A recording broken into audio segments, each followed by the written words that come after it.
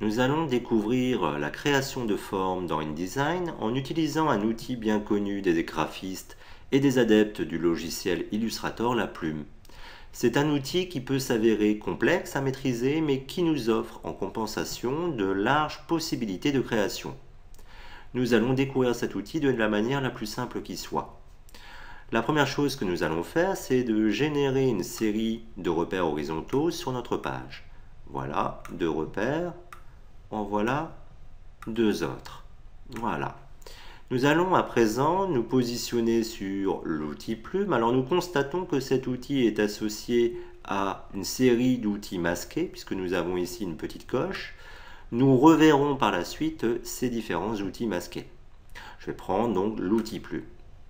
Alors le principe est simple. Vous allez dans un premier temps cliquer ici pour déposer ici un point que l'on nomme point d'ancrage. C'est le début de notre forme. Ensuite, je vais cliquer ici, je crée un second point d'ancrage et vous constatez que les 2 points se relient l'un à l'autre par un segment. Je continue mon opération en cliquant ici. Le point d'ancrage 2 se relie au point d'ancrage 3. J'obtiens ici une pointe. Je continue mon opération. Voilà. Voilà. Et je peux créer ainsi une série de pointes, c'est-à-dire une série de points d'ancrage qui se relient les uns aux autres. Voilà, mon tracé est terminé. Je vais le valider. Alors pour le valider, nous allons changer d'outil. Nous allons prendre l'outil de déplacement, puis désélectionner notre objet. Nous allons à présent créer une seconde forme ici, avec cette fois des sommets arrondis. Nous allons reprendre la plume et déposer ici notre premier point d'ancrage. Nous allons ici à présent, nous allons cliquer pour créer notre point, mais nous n'allons pas lâcher le bouton de notre souris. Nous allons glisser et tirer et nous obtenons 2 tangentes qui nous permettront de régler en direct le développement de la courbe que nous générons et qui nous permettront également de jouer sur son sens. Voyez, comme cela.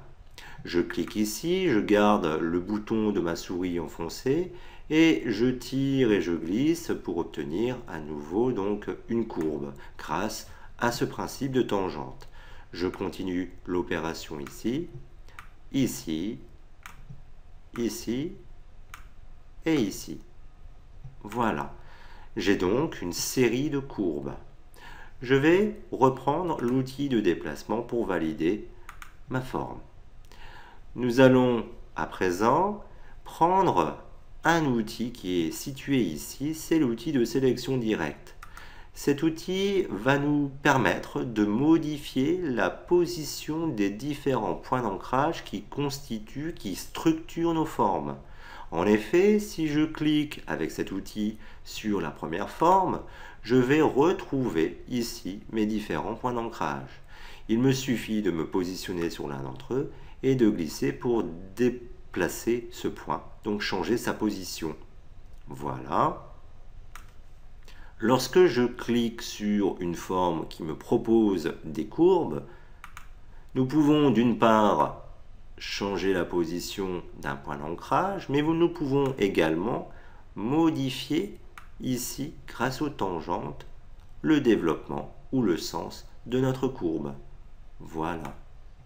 Donc, l'outil de sélection directe peut être à double intérêt. Il peut à la fois donc déplacer un point, mais il permettrait également de modifier la position des tangentes et donc de modifier l'inflexion et le sens d'une courbe.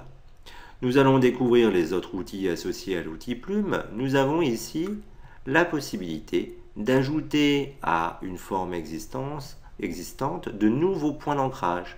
Si je clique ici, je viens de générer un nouveau point d'ancrage. Je peux bien évidemment le déplacer si je le désire. Voilà.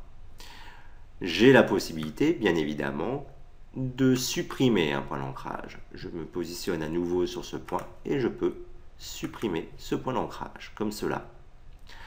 Il existe un autre outil très intéressant. c'est l'outil conversion de points directeurs. Alors cet outil a un double intérêt. Si je me positionne ici sur la première forme, si je clique sur une pointe ici, j'ai la possibilité de convertir ce point en courbe. C'est-à-dire que j'aurai la possibilité de générer des tangentes et donc de générer une courbe. Je peux le faire ici également. Voilà. Si je clique sur une courbe déjà en place, voilà, je vais sélectionner dans un premier temps peut-être ici, voilà, ma courbe, et je vais reprendre l'outil ici, conversion de points. Si je clique ici, je vais au contraire faire l'opération inverse, c'est-à-dire convertir une courbe en pointe. Vous voyez, comme cela. Cet outil a un autre intérêt. Cet outil vous permettrait, lorsque vous avez un système de tangente, cet outil vous permettrait de modifier une tangente sans modifier l'autre tangente associée. Ce qui est bien pratique car l'outil de sélection directe qui est ici, lui, me permettrait de modifier des tangentes, mais les deux tangentes en même temps. Regardez, voilà, les deux tangentes sont bien associées. Donc, grâce aux outils Plume, à l'ensemble des outils Plume, vous pouvez générer des formes complexes dans votre document, forme ouverte ou forme fermée, bien évidemment. Voilà, une forme que j'ai pu générer grâce à ma plume.